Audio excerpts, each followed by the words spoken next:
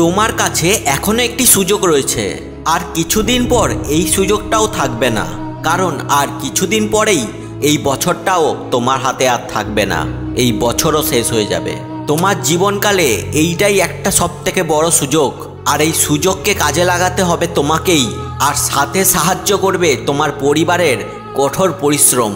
তোমাকে তোমার পরিবারের জন্য এই বছরটায় খুব ভালো করে পড়াশোনা করতে হবে, কারণ তুমি জানো আর কয়েকটা দিন পরেই, আর কয়েকটা মাস পরেই তোমার হাতে আর কিছুই থাকবে না।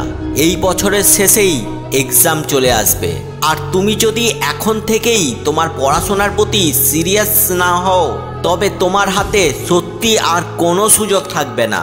যতক্ষণ না তুমি তোমার পড়াশোনার ওপর সন্তুষ্ট না হয়ে যাচ্ছ, ততক্ষণ কঠোরভাবে লেখাপড়া করে যাও, থামলে চলবে না।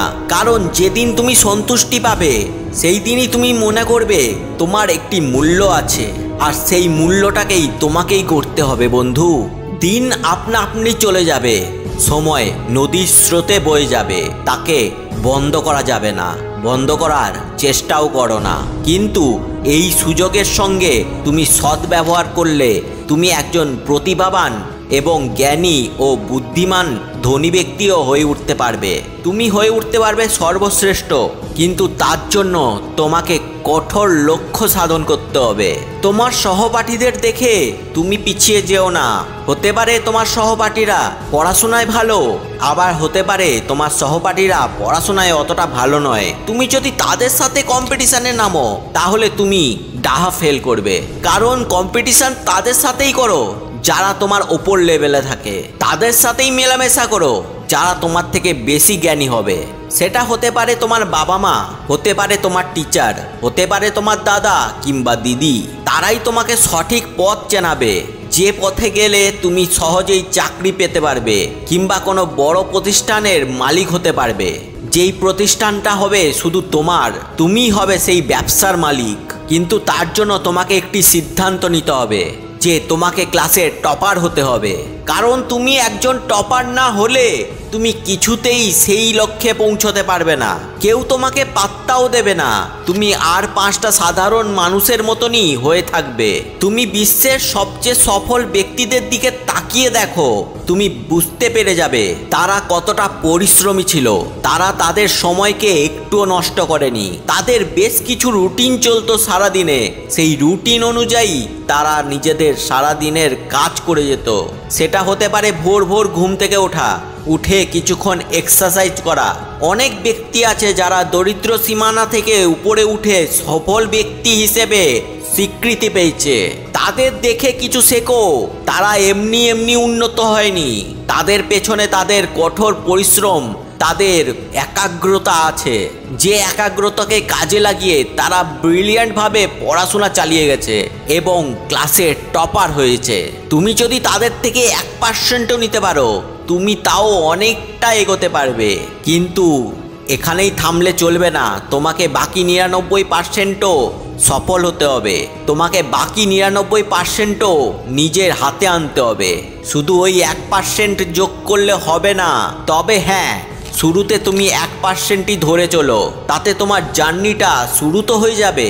তাই আগামী আর কয়েকটা মাস, কয়েকটা দিন কঠোরভাবে নিজেকে প্রস্তুত করো, নিজেকে সবার থেকে আলাদা করে তোলো। আমি জানি পড়তে কারোরই ভালো লাগে না, লেখাপড়ায় মন বসে না, কিন্তু তুমি যখন আগামী কয়েক বছর পর দেখবে তোমার বন্ধুরা কত ভালো ভালো লেভেলে কাজ করছে, তারা কত ধনী হয়ে গেছে, কিন্তু তুমি আর 5টা সাধারণ ছেলের মতন, মেয়ের মতন সাধারণ ন্যূনতম স্যালারিতে কাজ করে যাচ্ছ, তখন তোমার হাতে আর কিছুই থাকবে না করার। এখনো সময় আছে বন্ধু, নিজেকে শুধরে নাও, নিজের বিবেককে বলো, তার ইচ্ছাকে জাগাও, তার দক্ষতার সঙ্গে মোকাবেলা করো। প্রথমে বলো আমি পারবো, আমাকে পারতেই হবে। নিজের দক্ষতার উপর লোড নিতে শেখো। যত তুমি প্রেসার নেবে, তত তোমার মধ্যে কিছু করার উদ্যম জাগবে। না হলে আর 5টা প্রাণীর মতন এদিক ওদিক ছুটেই বেড়াবে। তবে তাদের আর তোমার মধ্যে পার্থক্য কি থাকলো?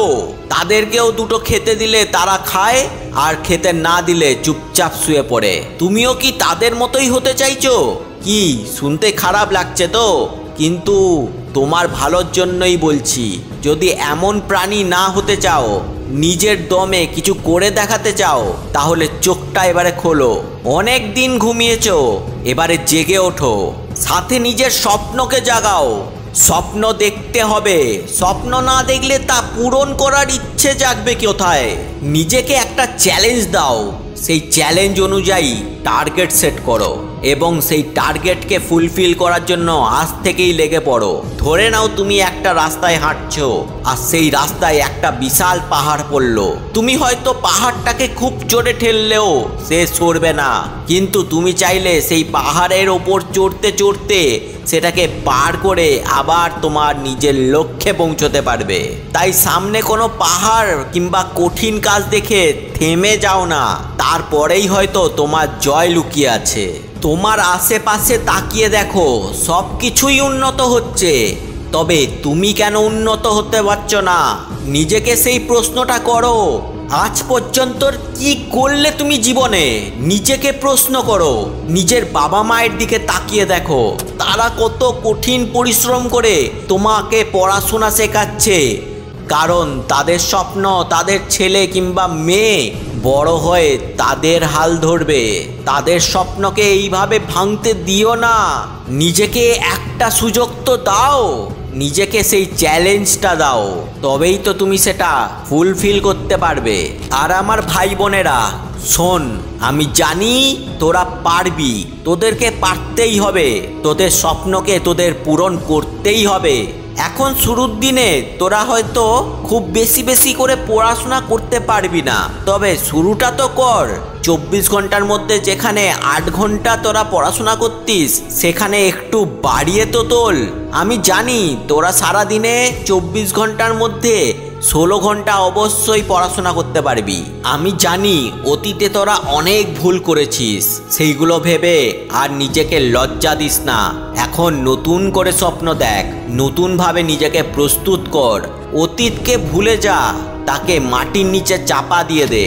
ভুলে যা তুই কোনো একটা পরীক্ষায় ব্যর্থ হয়েছিস, তোর আত্মসম্মান কমে গেছিল, তুই খুব আঘাত পেয়েছিলিস, তোকে অনেক লোকের কটু কথা শুনতেও হয়েছিল, তোকে অনেক বিপদের সম্মুখীন হতেও হয়েছিল।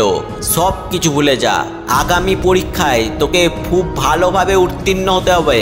মনে রাখবি, তোর আগামী দিন কিন্তু ডিসাইড করবে তোর ফিউচার, আর তার জন্য তোকে আজকের দিন থেকেই কাজে লেগে পড়তে হবে। আর একটু সময় নষ্ট করিস না।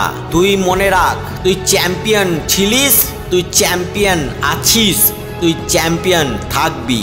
এইভাবে নিজেকে বড় করে তোল। All the best.